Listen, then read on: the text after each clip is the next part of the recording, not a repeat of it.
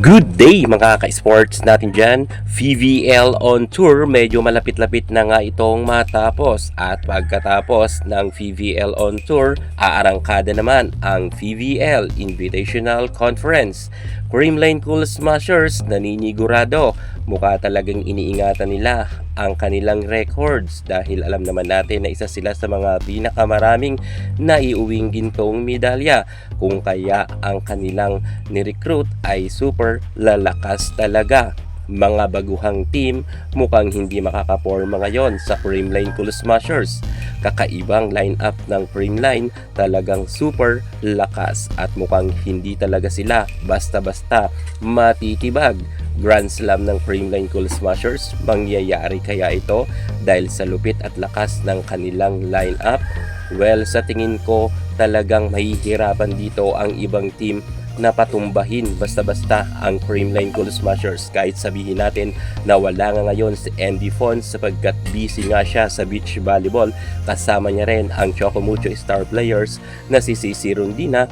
Pagdating naman sa Creamline Cool Smashers, no problem ito. Kahit wala silang MB Fonts ay kayang-kaya nilang maitawid sa pagkapanalo ang kanilang magiging laban. Dahil subok at matibay na ang Creamline Cool Smashers, mas malakas ang kanilang lineup ngayon. Silipin ang kanilang first 6 lineup sa VVL Invitational Conference. Pero bago ang lahat, subscribe ka muna, click ang ating notification bell para lagi kang updated sa lahat ng issue sa volleyball. Susunod na!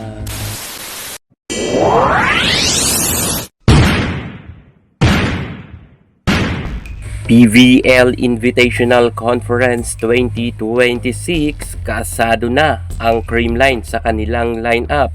Malakas na Creamline Cool Smashers, mas pinalakas pa sa paparating na Invitational Conference. Hinding-hindi papatibag ang kupunan nila Alyssa Valdez. Sa kanilang first 6 lineup ay talagang masasabi natin na super solid ang Creamline. At tila ba walang tapon talaga sa players ng CCS. Ang kanilang star players at ang kanilang mga bench players ay super handang-handa na sa sagupaan nila sa VVL Invitational. Talagang hindi papatalo ang CCS. Pangungunahan pa rin to ng ating team captain na si Alyssa Valdez, ang nag-iisa natin superstar at Pinom clutch queen. The GOAT na si Alyssa ay isa rin sa kasama pa rin sa first 6 lineup. Siya pa rin ang talagang mamumuno, ang ating kapitana. Bagamat si Alyssa ay meron ilan-ilan mga solid na bashers, pero maraming nagsasabi na ito ay palaos na. Well, naniniwala pa rin tayo sa kakayahan ni Alyssa Valdez.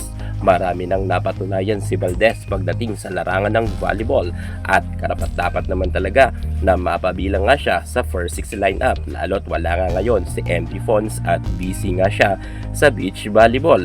Well, ako naniniwala ako na si Alyssa, kahit sabihin natin na nagkakaroon na nga siya ng edad, ay kayang-kaya niya pa rin makipagsabayan sa mga bago ngayon na players. Mautak si Alyssa Valdez, hindi lang puro palo.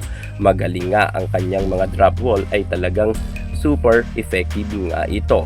Kaya't nararapat talaga si Alyssa na manguna pa rin sa kanyang lineup or sa first 6 lineup ng CCS.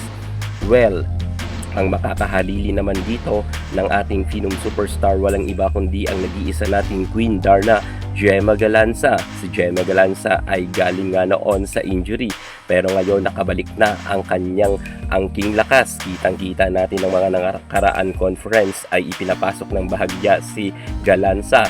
Kaya nga nakamit nila ang gintong medalya sa VVL All Filipino Conference, kung saan umariba talaga ng napakalakas na spike itong si Galanza. At malaki talaga ang kanyang naitulong para makamit ang gintong medalya at nakabalik na nga sila sa kanilang inaasam-asam na tagumpay. At syempre, bukod nga kay Gemma Galanza na outside hitter kahalili ng ating Alyssa Valdez or kanyang katandem. Pagdating naman sa opposite hitter ay talagang napakalakas pa rin ng nasabi nating Creamline Cool Smashers.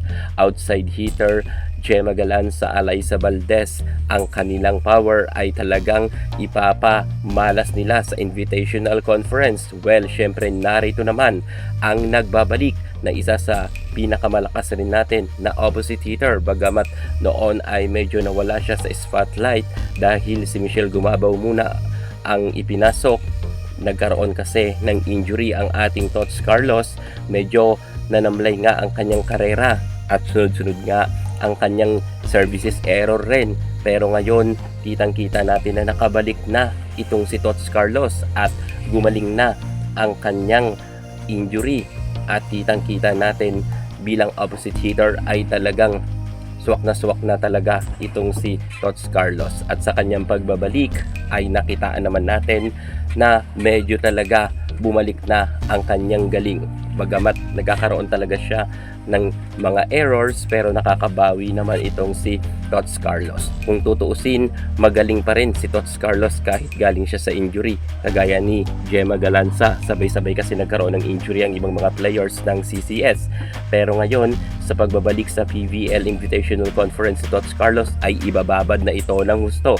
Well, kilala natin si Tots Carlos na talagang magaling. Kahit sa outside hitter, opposite hitter mo siya ilagay, ay talagang swak na swak siya. Syempre, may final MVP na siya at MVP, kung kaya wala naman siyang dapat pang ipatunayan pa sa kanyang mga kritiko.